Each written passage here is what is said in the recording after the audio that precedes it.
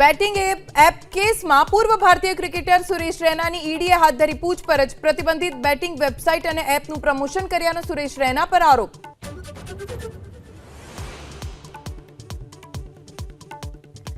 પાર Tapi Narmada river link project રદ થયાના વલસાડમાં લાગ્યા પોસ્ટર. કોંગ્રેસના અપ્રચારથી ભ્રમિત ન થવા સાંસદ ધવલ પટેલની તસવીર સાથે લાગેલા પોસ્ટરમાં આદિવાસીઓને અપીલ.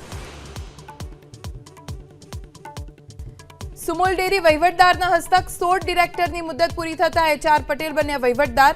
58 દૂધ મંડળીએ ખખડાવ્યા હાઈકોર્ટના દ્વાર.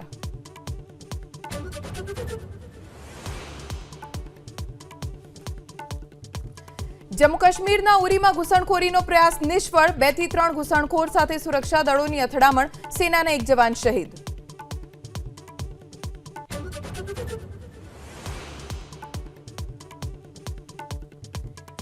સાગર ધનખડ હત્યા કેસમાં ઓલિમ્પિક મેડાલિસ્ટ સુશીલ કુમારના જામીન સુપ્રીમ કોર્ટે કર્યા રદ. 1 સપ્તાહમાં સમર્પણ કરવા સુપ્રીમ કોર્ટનો આદેશ.